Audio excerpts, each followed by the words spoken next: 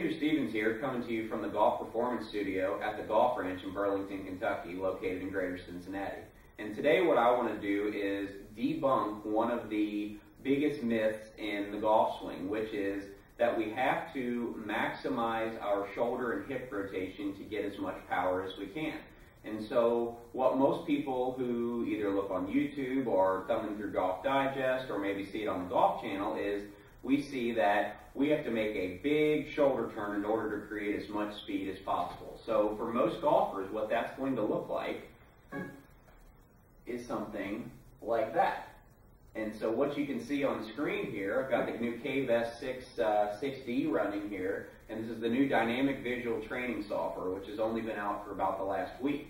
And so I've got this set up to where we can measure our pelvis rotation as well as our upper body rotation. So what you'll see when I make that golf swing here is that I'm going to get over 60 degrees of hip rotation and over 100 degrees here of shoulder rotation.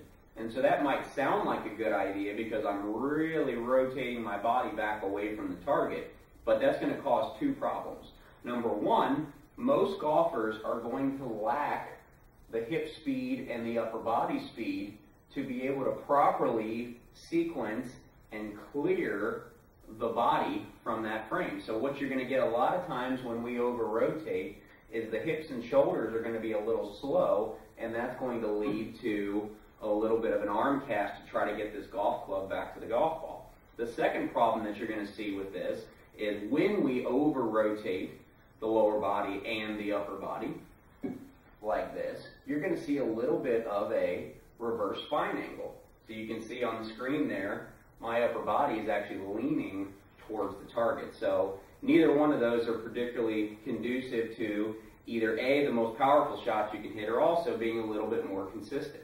So what I want to work on here with help from the Pelvis is stabilizing the pelvis and the lower body here while maximizing the stretch that we get from the upper body. So what I'm going to do, especially here during the takeaways, I'm really going to focus on keeping stable in the lower body. So you'll see during my takeaway here, I have very little rotation in the hips. My shoulders have rotated a little, my arms have allowed the club to swing away from me. From here, now I'm going to really feel a good stretch here between my upper and my lower body. And you can hear with the music, once I get into my optimal range here, you'll see the diagram on the screen turn green, which tells us we're in our PGA Tour average range, and then you'll also hear the auditory tone. So it's a great way for my students to tell when we've kind of reached that proper position. So one more time, and this is a great tip for you at home, if you want to hit the golf ball farther and you want to be more consistent, throw away that myth of getting as much shoulder turn as you possibly can. Throw that myth away right now. We're trying to create separation between the lower body and the upper body. So even if you feel like maybe I'm not making as big a backswing as I did before, that's okay, because what you're going to see is that we're going to get plenty of turn here, and now I'm going to have the ability to start with my lower body, sequence the golf swing a little bit better, and get to a better impact position. So hopefully this tip has helped you out here. For more information on me or my instruction, go to www.andrewstevensgolf.com. Thanks for watching.